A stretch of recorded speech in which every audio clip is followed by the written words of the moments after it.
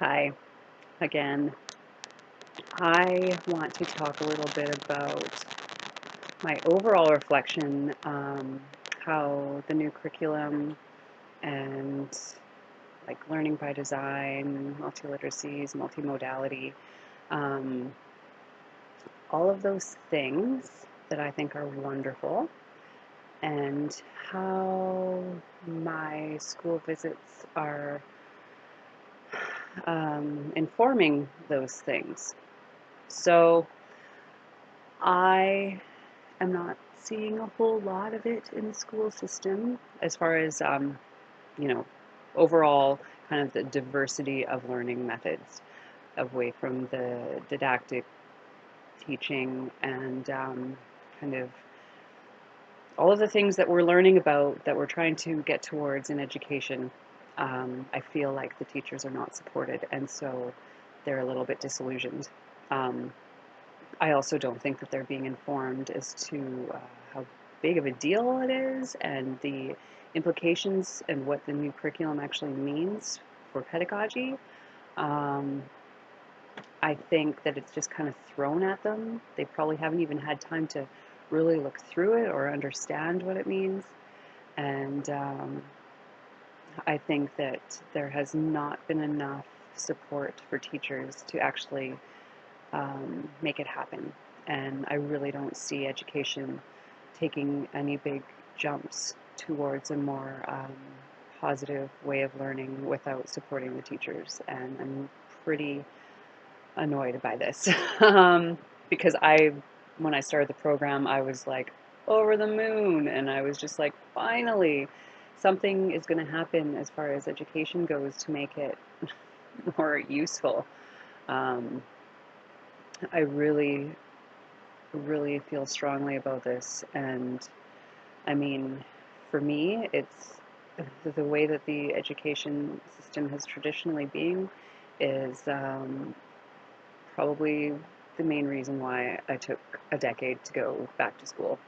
And I, um, I was probably a C plus student in high school.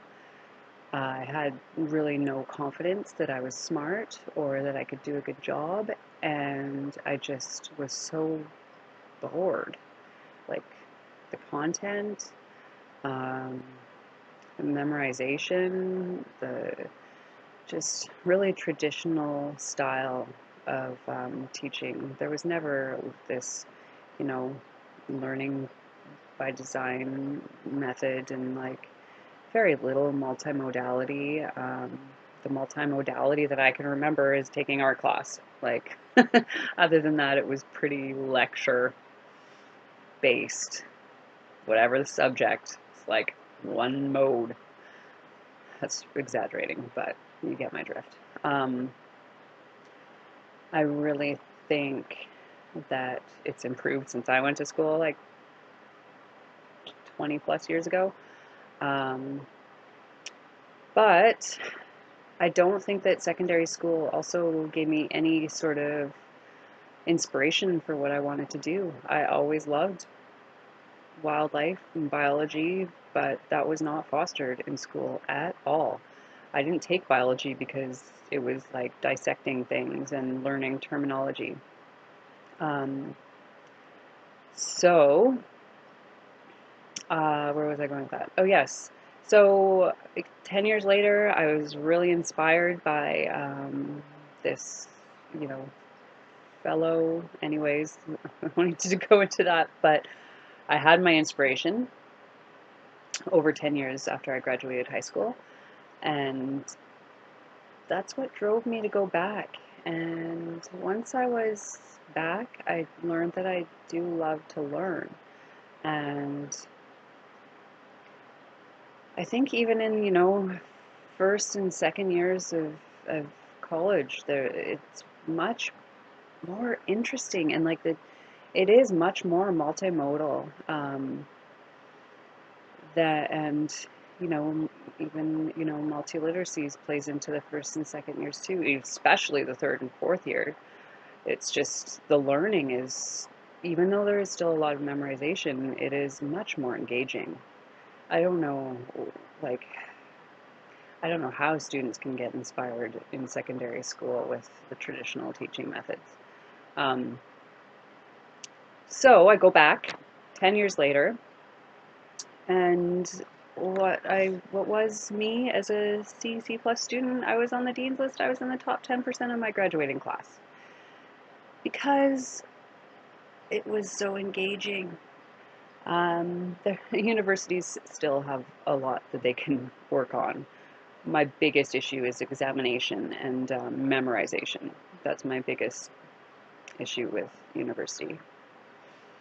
But when there's that motivating force, and when there's, some diversity and relevance, it really does, it means everything. So back to what I'm seeing. I have had discussions about the new curriculum with teachers, and I get, oh, well, they're throwing a new curriculum at us again.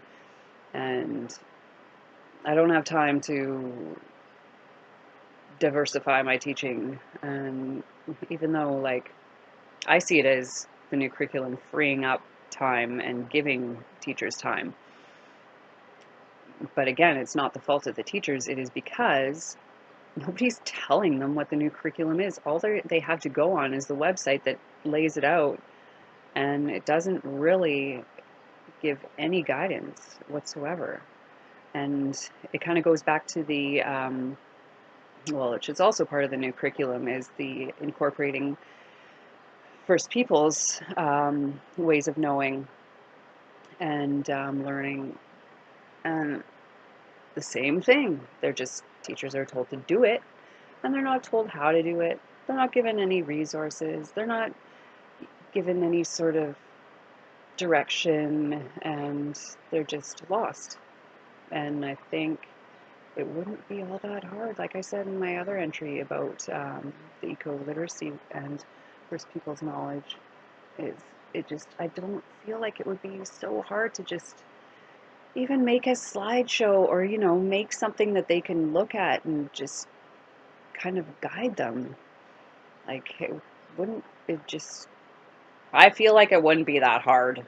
Just make a freaking video, a couple hours long, outline, what the new curriculum is, what it could do, a direction that they can take to start meeting it, and to have fun with it. Like, oh my gosh, it would be, it's like, it'd be so much better. It'll be so much better than teaching in the old boring way. Like, as a teacher, I see it as opportunity, but I'm not a teacher yet.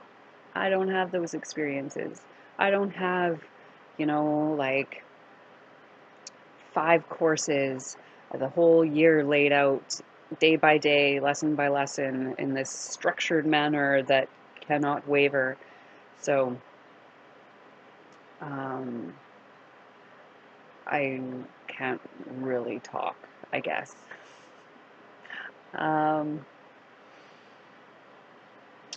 Another thing that I've noticed is it does go to the kind of multimodality and learning by design is my new kind of passion of what I want to bring to the schools is citizen science.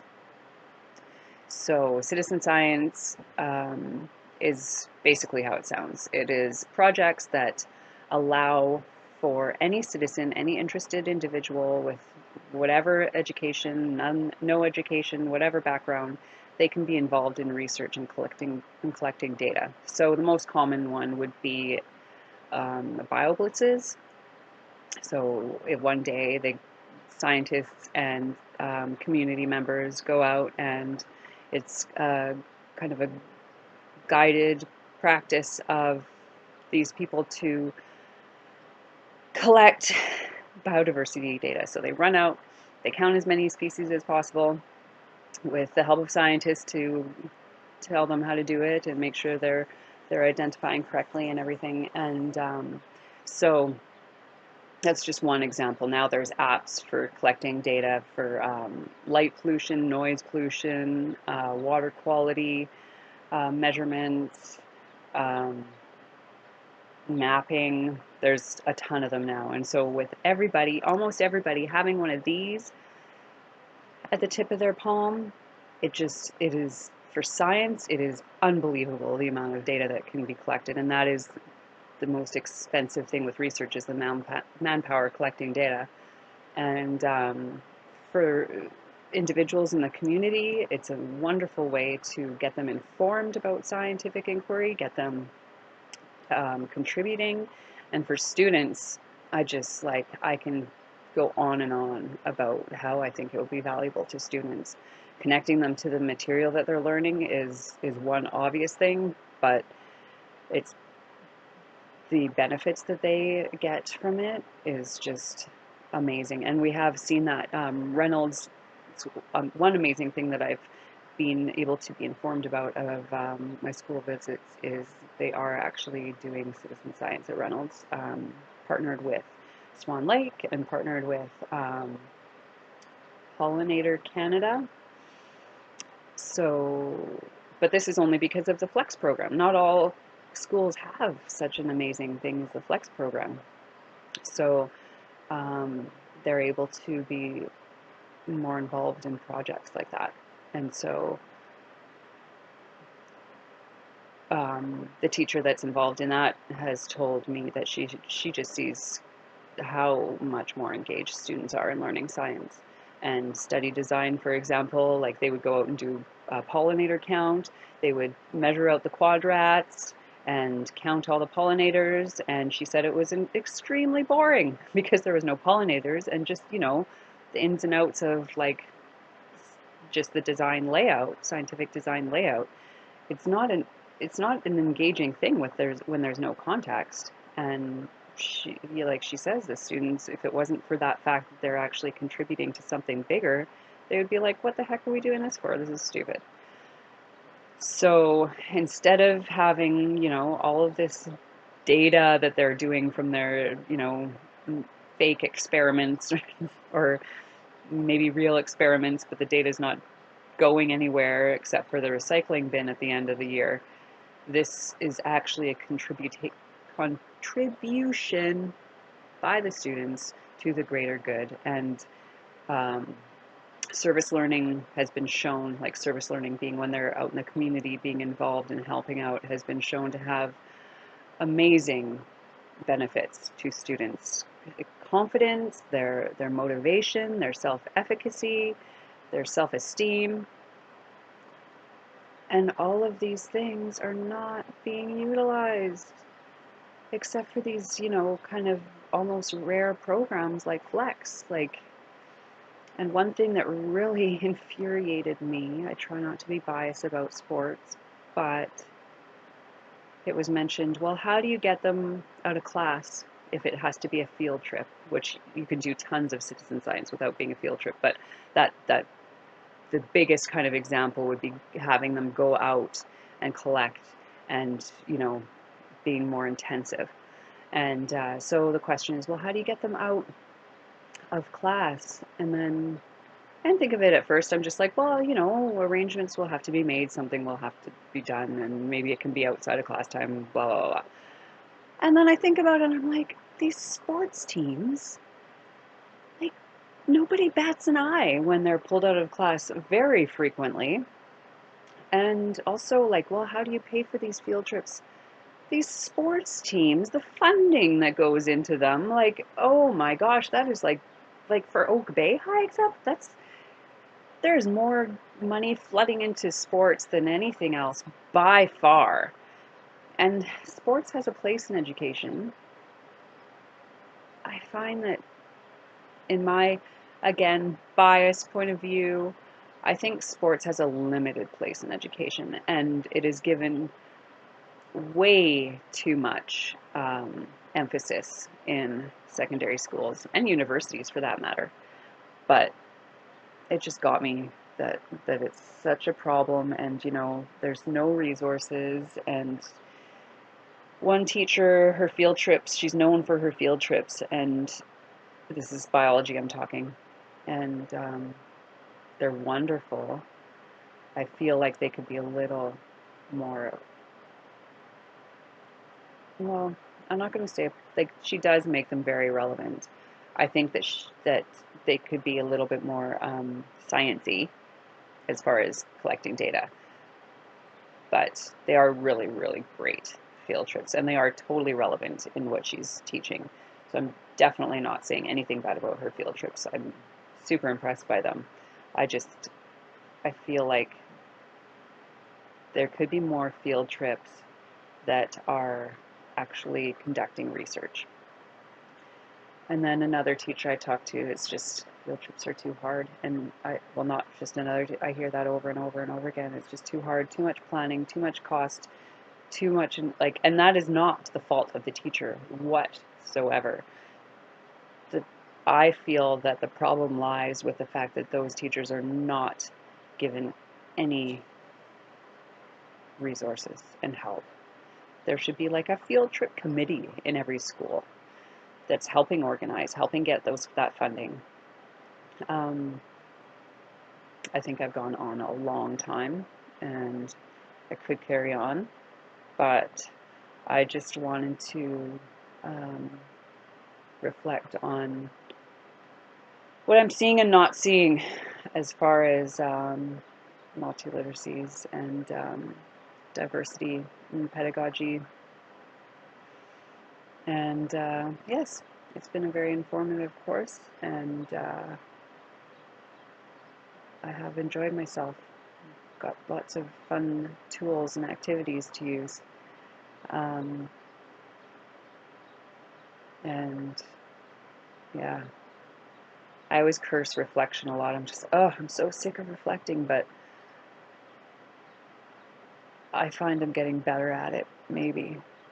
Now that I've been videotaping, I find that much easier than typing. I go get in front of a computer and my mind just goes blank. Anyways, I'm rambling now. Thank you very much for the course. Loved it. And I have definitely been thinking about multiliteracies a lot more, especially multimodality, and learning by design is a very helpful layout that I can keep in mind when I'm making all my lessons, and I have done that with my unit plan. There's a lot of learning by design and multimodality in my unit plan. Whew. Anyways, thanks. Bye. Happy holidays.